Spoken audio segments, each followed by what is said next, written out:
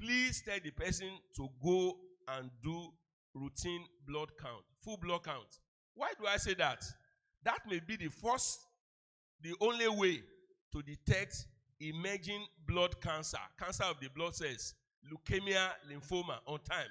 But you won't know. I don't want to mention a popular person in this environment about 15, 16, 17 years ago died of leukemia. And I remember the person once told me, doctor, my fever gone now, I want typhoid. Some of those typhoid cases are not really true. Something more sinister is happening, but you can control it when you do your routine blood test. So that's for that. Then the other one is colonoscopy. Like I said, as we grow older, age, 1, 2, shift to Western diet. How many times did I eat meat pie? Before I got to the age of 20, I could count the number of times. I wasn't eating sausage rolls as a child. You know, all those things we are getting westernized. Cakes, all those pastries, we are getting westernized. So we are now getting more prone to those diseases that we taught in the early days in medical school. We are associated with the whites. That's number one. Number two, now we are beginning to acquire facilities. So we can detect some of these things that we were not picking up before. At about 25 years ago, there was no teaching hostel in those states. Abi, now you have FMC or you have Unimed. Another one is starting in Futa. So we are beginning to detect some of these things. So there is a test called colonoscopy, whereby the doctor will pass one long tube either through your mouth or through your anus. The one that is passed through the mouth is called upper GI or upper gastrointestinal endoscopy. The one that is passed through the anus is the lower GI colonoscopy. Okay? The one passed through the mouth will not go beyond the small intestine, the start of the small intestine. That one that is passed through the anus will go through the large intestine and the distal part of the small intestine. Why do we do this? That is the fastest way or the earliest way to detect cancer of the large bowel or cancer of the stomach, as the case may be. And either we like it or not, those of us in the hospitals know that in the last 20 years, we are beginning to have many cases of cancer of the large intestine. Somebody is just losing weight. Kilo nse, ajeni, won se nle, emo eje, and all those things. Nobody, it is not true. I'm sorry to say, I don't have anything against tradition. I don't have anything against superstition. But God has told science, God has enabled science to help us pick some of these things early. Some of the celebrities in this area, our top politicians, our popular men have died of these conditions because we did not pick them on time. Okay? So the one done for the pass through the mouth, we pick cancers of the esophagus, the stomach, and part of the small bowel. The one that is passed through the anus, we pick cancer of the large intestine, maybe up to the distal part of the small intestine. So we can at least, like I said, pick them early, you know, because the key to treatment of some of these cancers is early detection. Once you detect it early, you will not only prolong the life of the person, you also improve the quality of life, because that is what is important at the end of the day. So that's for that. Then, last but not the least, common to everybody, HIV screening. I'm sure if they say some troops come in here and brandishing guns and say, all of you line up for your HIV screening, some of us say, hey, can I postpone it? I'm sorry, it is part of the problem. We live in denial. Anybody who is sexually active, who has had blood transfusion in the last 10, 15 years should do HIV screening. For those of us who follow the news channels, on BBC last year, there was a scandal. Many people had blood transfusion in UK before routine screening started. And they were given hepatitis B and C and HIV/AIDS. They are claiming millions from the UK government now. And the government has to apologize because they should have screened those things at that point in time. So it doesn't have to do with sexual intercourse alone. Some of these things, just do them because you don't know The last time you ask Malam to help you take care of your fingernails, you can contact HIV from it. Yes, you won't know. So there are other reasons: circumcision, all those things, use of a traditional birth attendants with their unsterilized instruments. All these things can happen. It may be transmitted from mother to child, and neither the mother or the innocent child will be aware. Of course, they won't be aware until you do the testing. So that is what is common for both men and women.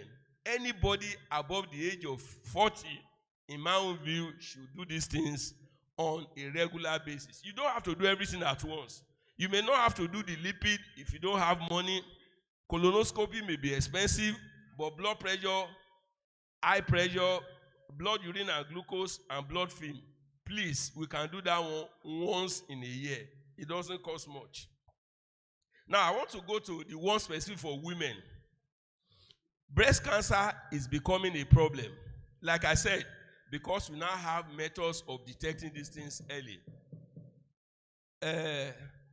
Some of these, like breast cancer, if a woman is above 45, should have what we call a mammogram done. Mammogram is specialized X-ray of the breast. Now, breast cancer carries a very high genetic component.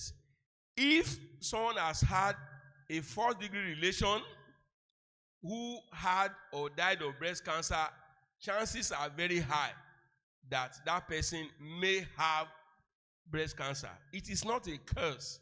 We are talking about genes. Again, some years back, a celebrity, because the sister had breast cancer, and whether breast cancer or ovarian cancer, she just opted that the surgeon should remove her breast and her ovaries. Oh, fine. Some people saw it as crazy, but she took the most preventable way out of the problem. So our women, our mothers, our sisters, our grandmothers, once a woman is above the age of 40, 45, should have mammography done to see. If the person cannot afford mammography, for starters, let the person do ultrasound examination of the breast. Okay? That one is cheaper, but it's not as sensitive as doing the mammography. Apart from clinical breast examination, self-breast examination, that one can be taught by the nurses or the midwives or any of the healthcare women around you. They can teach you how to examine your breast on a monthly basis. Okay? Then the other one, very important, that women should do. A woman who has been sexually exposed at whatever age should do what we call cervical cancer screening, pap smear. Please, that one can be taken, the sample can be taken by any midwife, any nurse at any health facility. We are having increasing cases of cervical cancer. And the problem is that once the thing is detected late, even when they remove the uterus and everything, it would have gone very far. There's not much. It's just to improve the quality of life at the end of the day. So any lady who is sexually active must have pap smear or cervical cancer screening. Please. Then for men, you know, the problem with women is that we do a lot of uboju. I cannot be sick. It is not true. Recently, we lost our governor. At least the wife has come out to say it in the open. The immediate pastor died of cancer of the prostate. It's no longer a secret. There are many cases of cancer of the prostate lying around. Now, let me tell you something about the prostate. If we all remember, as men, as boys, even in the hostels, then we used to compete the stream of urine, whether it will go to the roof or not. As you grow older, there's nothing you can do. You cannot shoot any gun again. The gun is expired. There's nothing you can do. So the stream goes down. What happens is that the prostate, which physiologically nourishes the semen, so to provide nourishment for the semen. But as we grow older, it enlarges. 50% of men above the age of 50 will have enlarged prostate. 60% above the age of 60 will have prostate problem. 70% above the age of 70 will have it as goes on. The enlargement may just be, okay, what is innocent or benign or malignant. It is difficult to know based on clinical examination alone. So what do we do? What can we do routinely? You do what you call PSA, prostatic surface antigen assay. I did mine 2 months ago. The value they gave me was 3.1 or 3.5. Upper limit of normal 4.1. So next year I will do another one. If it goes to 6, I'll go and miss my urologist friend. Bros, what do I do? I'm sure the guy will say, hold on. Now, let me give this information. If the PSA is elevated, it doesn't necessarily mean it is cancer. It may just be inflammation of the prostate. But it's always nice to check. Let the surgeon tell you the next step to take. They may not have to operate, even if it's cancer. If they detect it early, they don't have to operate. You just be on your drugs. I know many who have survived cancer of the prostate for 10 years, 15 years now. They just take their routine treatment. But some have not been unfortunate. They've not been very fortunate, or they have been very unfortunate. Like the example I gave of our dear former governor. By the time they detected me, it was late. I'm hearing rumors that the immediate past chief of army staff too, that these people said it was the death was spiritual, actually had cancer of the prostate. So if it is detected early, it can be managed. Otherwise, when it's late, there's not much you can do. So the men can also do ultrasound of the prostate. You know, they pass a probe to the anus because the rectum and the prostate, they are brothers, they are neighbors rather. So you can check the prostate with that one. My seniors, my colleagues, my friends, I think I've taken so much of your time, but we are available. Myself, Dr. Akinde, Dr. Akin Siroju, we are trying to get many of our old students where you can chat us, you can ask questions, you can seek clarifications. For the women, Nurse Folake is outside there.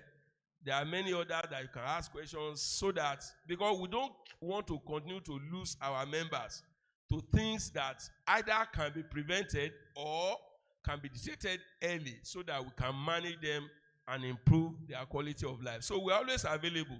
Let me seize the opportunity to thank Mr. President outgoing for giving me the chance to give this talk.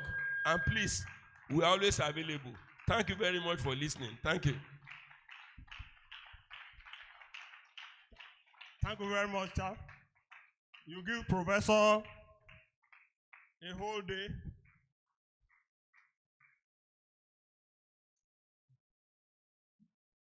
Give him a whole day, he will not be tired. If you have questions, there will not be room for questions and answers now. If you have questions you can, write your questions down and get in touch with Professor Ademola Adeyekun. He's readily available to attend to your questions. We are moving forward.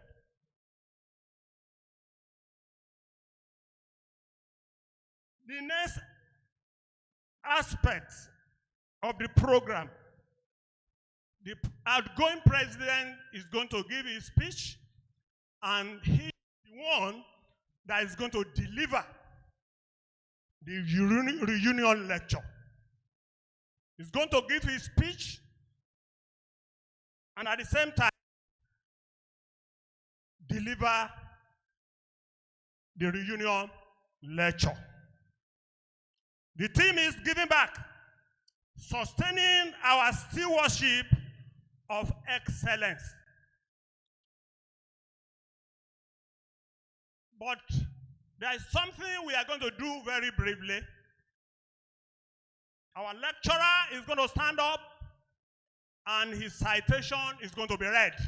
And I invite to this podium an associate professor to give the citation of Mr. Johnson Teniola Faromoju. I call on Dr. Temidayo E. Onajobi.